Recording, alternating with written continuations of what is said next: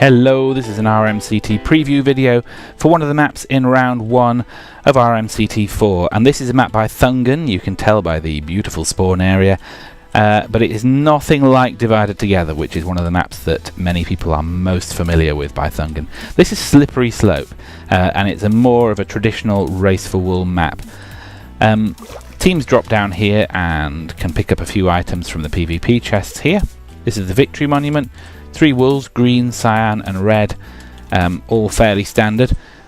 Basic PvP gear in these chests consists of iron swords, bow and 64 arrows, some torches and 1 mushroom stew, and there are about 6 or so of those chests spread over the first part of the map. The first wool begins right here and is accessed through this staircase that leads down into an ore mine kind of area. This area can have quite a few mobs in it early in the game because it is fairly dark. I have night vision turned on right now, so it doesn't look dark, but it kind of is. You enter the main wool by going down this tunnel here, and there are spawners. On this map, spawners are denoted by the mossy cobblestone. This one spawns angry zombie pigmen, which are lovely, and then you move on down past some more zombie spawners as you progress through the wool. The major issue with this wool is the water pushing you back as you return, so it's important to make sure you take out all the mobs and spawners on your way down, because they're going to be a nightmare on the return journey if you don't. There is some PvP, but it is mainly about the PvE, and it's not a horrendously difficult wool to get through, but the PvP can make it a bit more tricky. So you continue down here, drop down to the bottom, more spawners in there, and then make your way up the long water stream. Some tunneling is possible there to here where you can grab the green wool. No easy pass around for that wool because the whole thing is surrounded by bedrock. So moving on from first wool, there is a pre-made cannon here and some TNT supplies which we might see being used. There's some supplies of food available there, and a house that contains a chest with a few blocks and some ladders.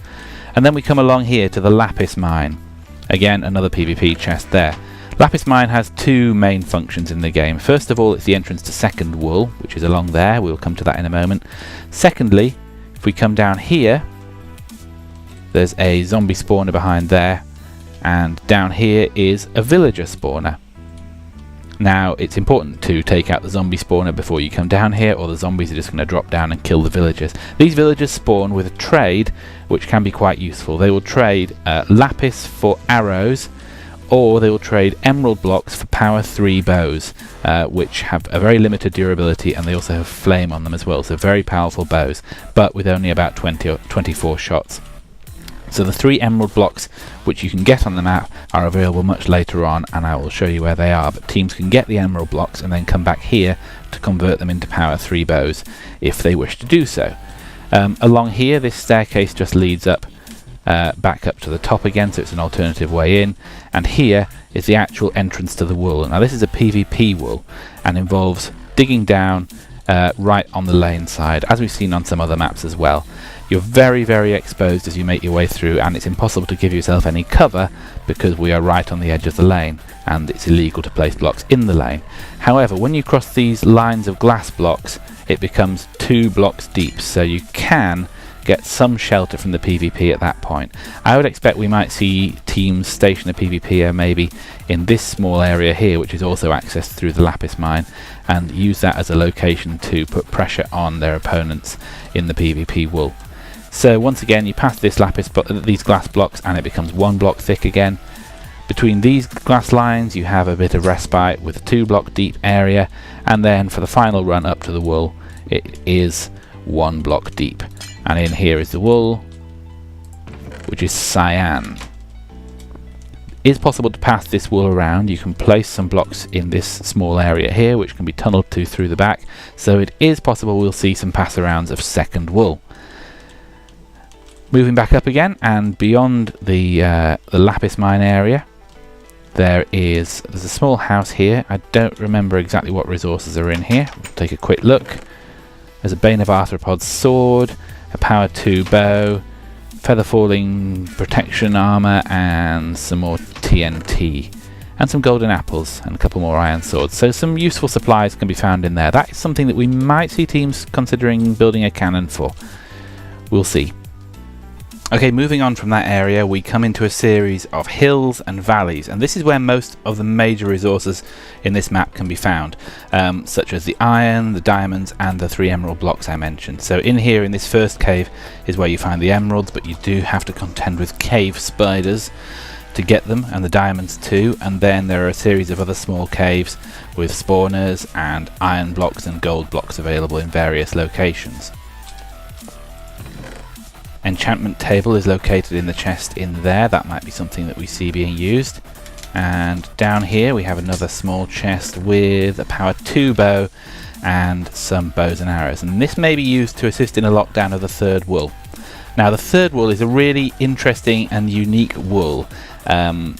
You enter it from up here, and this area is fairly safe by day, but these skeleton spawners can be a bit of a problem if you get here at night time.